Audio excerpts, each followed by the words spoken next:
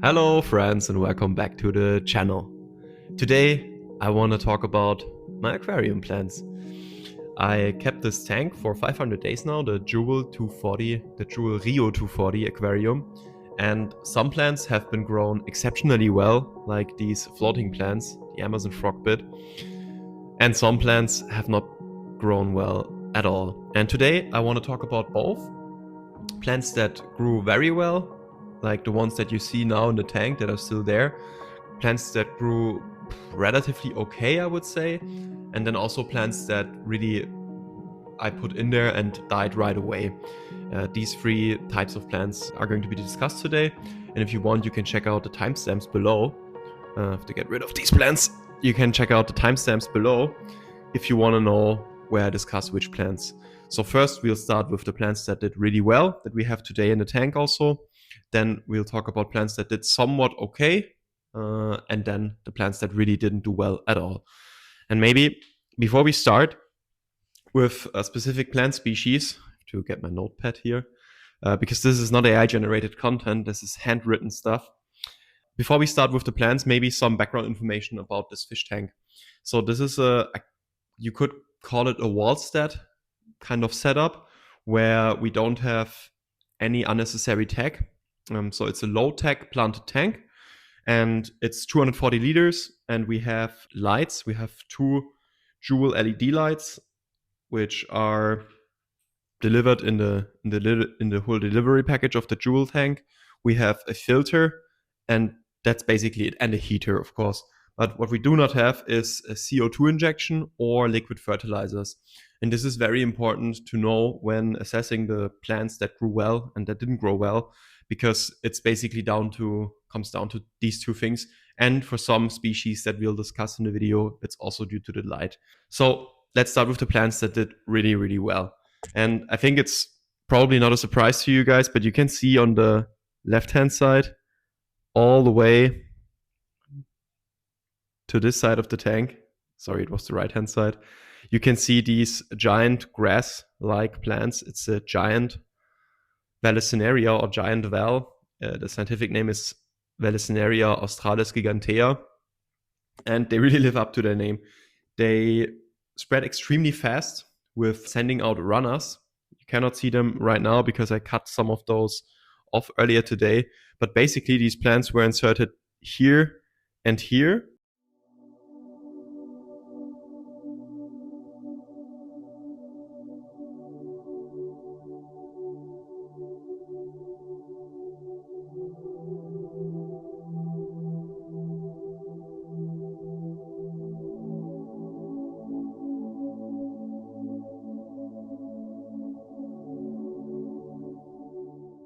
I inserted two plants at the beginning, and now, like 400 days later, the whole tank is covered in these plants. And it would actually be completely covered with these plants if I did not constantly trim them back.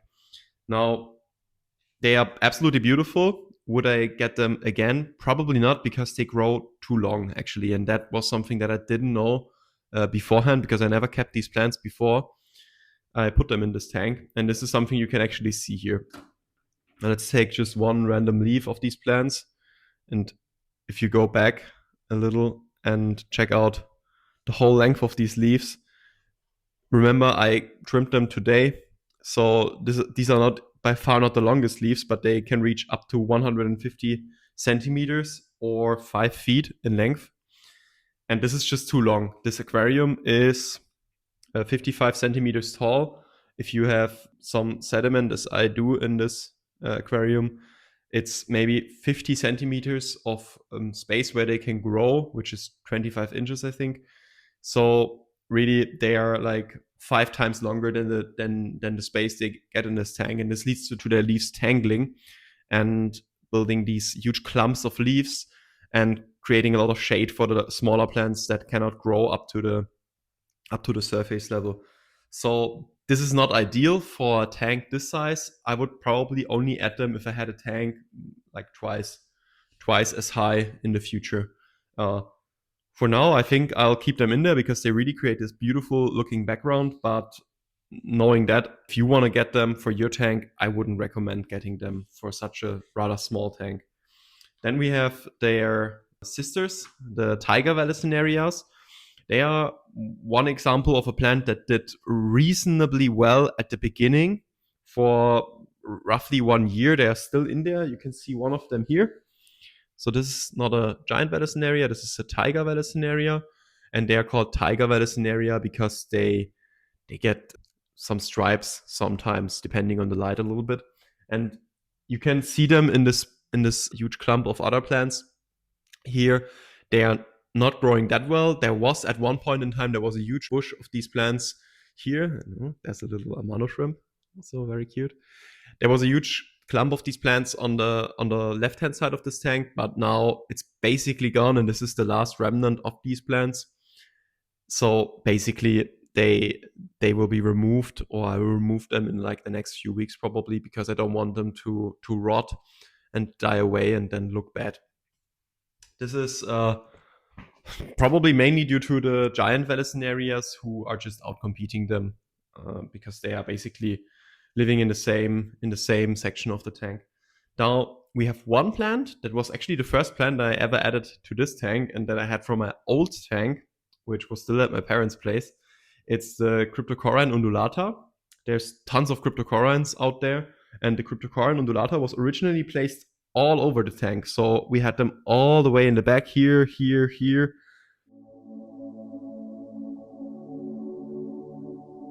And you can see it also in this video where I originally planted them. And now they migrated all the way to the front. So you have these plants here everywhere. And these are the Cryptocoryne undulata plants.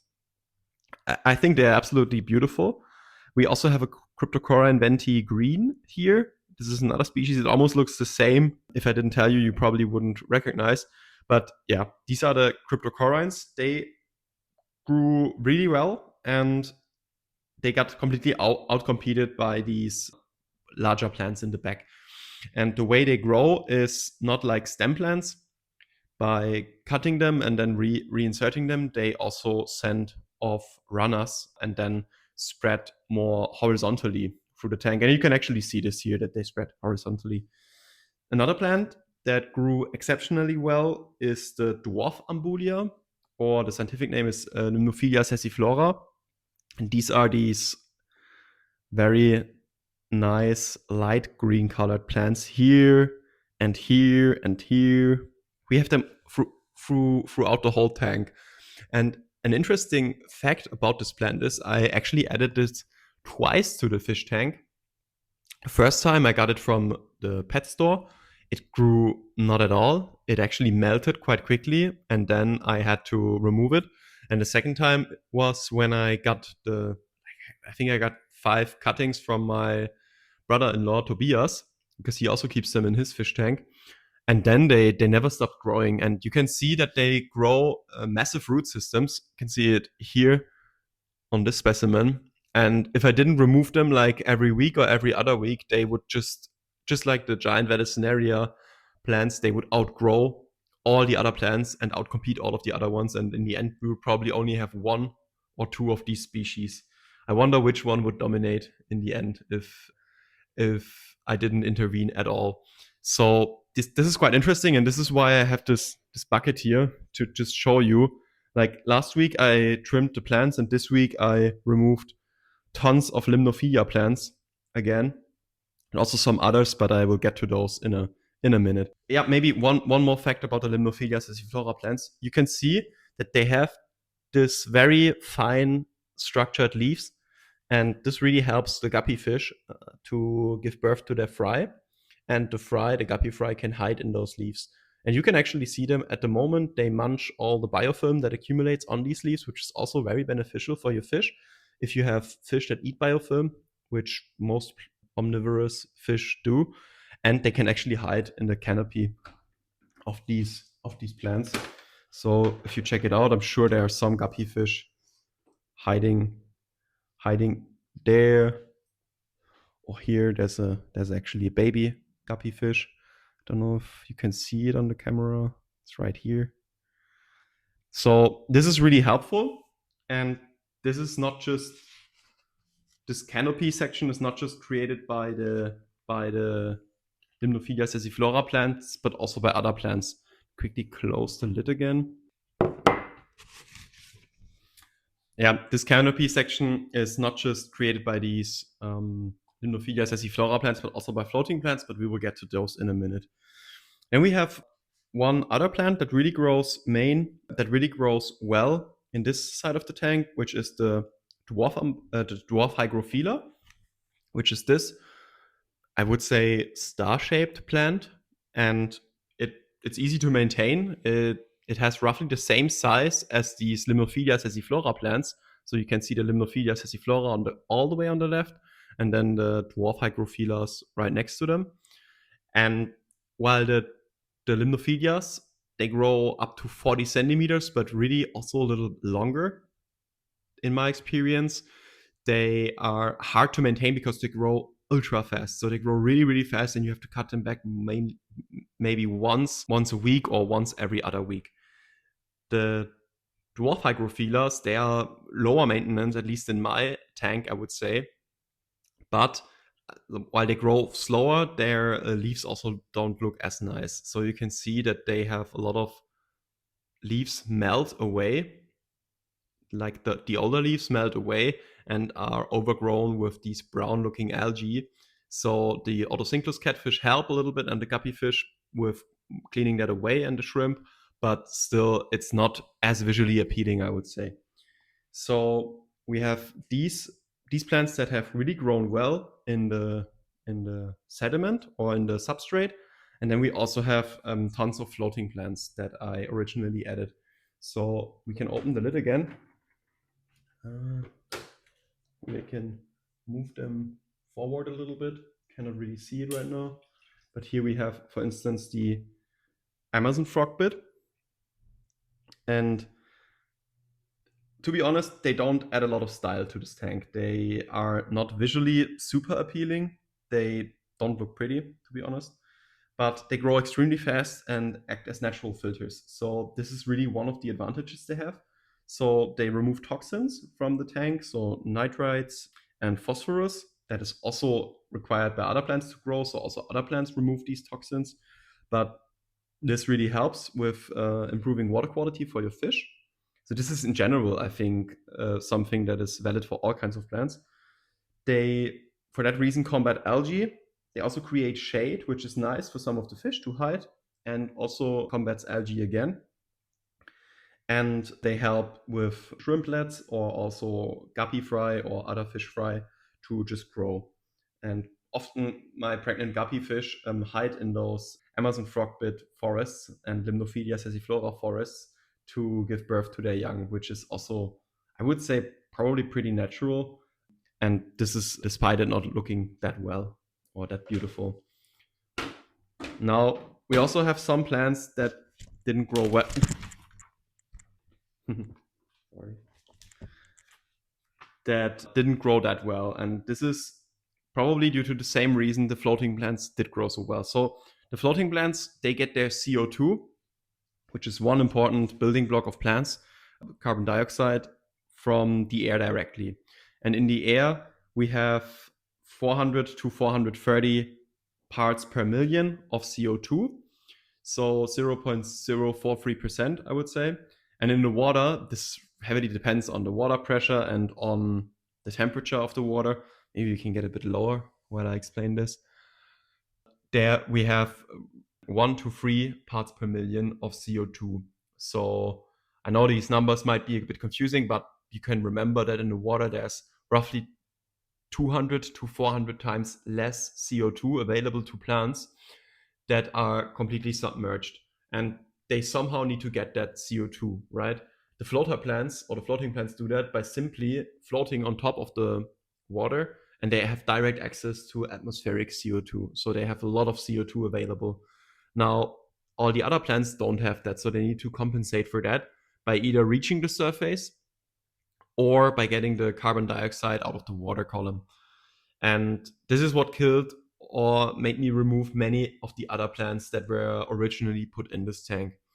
And for instance, we had HC Cuba that was covering the whole front. That was the original idea. I carefully planted them in like a small plastic bin or plastic box, and then I in atmospheric CO2, and then I added them here to the front of the tank.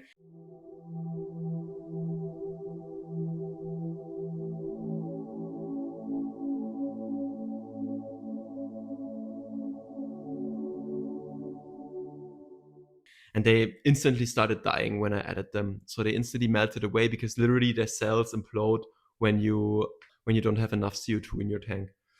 We also had marsh mermaid weed in the tank that did well for several months, but then in the end it also died due to the lack of CO2 and also due to lack of light, but I will get to that later. And or I will get to that right now rather, because Ludwigia glandulosa, I originally planted those stem plants here.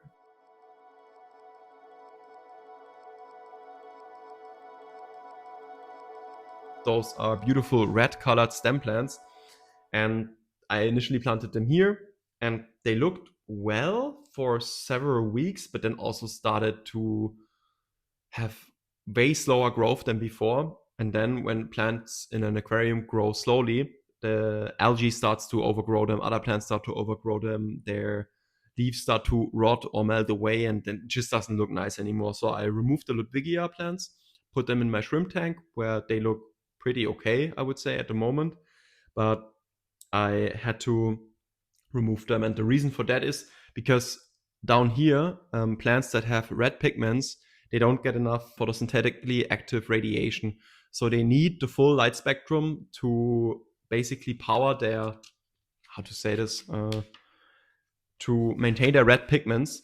And since they have red colored leaves, they have red pigments. And if they don't get enough light from the aquarium lights or from the sun, then they will grow extremely slowly or die away after some time. And you have to keep that in mind when you get those plants, that they get enough direct light, basically. We have other small plants that did exceptionally well, on the other hand, like the cryptocorynes we already mentioned. They are here in the front. They also have some red kind of leaves. For instance, here they have these red, orange kind of leaf pigments. So they do exceptionally well. And this is due to their massive root system. So if you compare, if you pulled out one of these cryptocoryne plants, you would see a massive root system that spreads through the whole tank underneath here. While a Ludwigia glandulosa plant, for instance, doesn't have that massive root system. And this is where they get their nutrients mainly. Another plant that was growing in this section was Anubias baterinana. And for some reason, usually people on the internet write that they grow really well in most conditions and that they don't need that much light, and they didn't have a lot of light here. I planted them on the rocks and on the roots.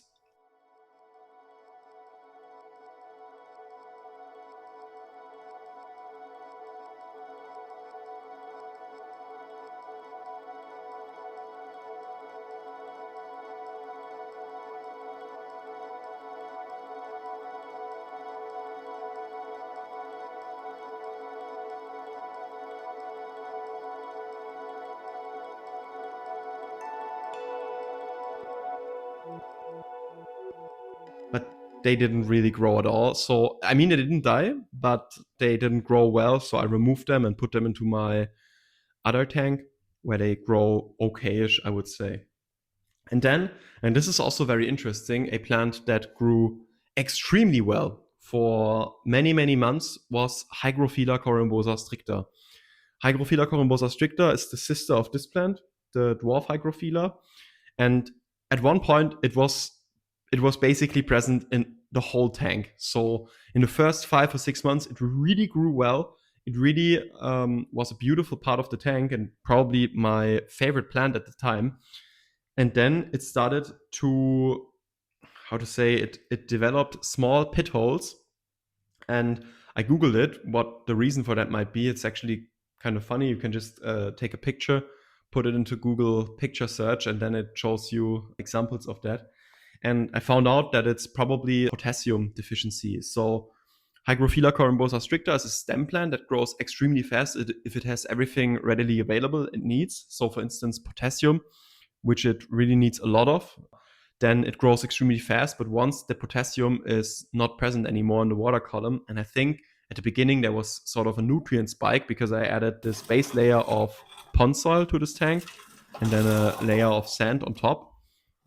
So I would say, or I would assume, that there was at the beginning lots of potassium present. And since I don't add liquid fertilizer, the potassium ran out at one point, or the levels got lower.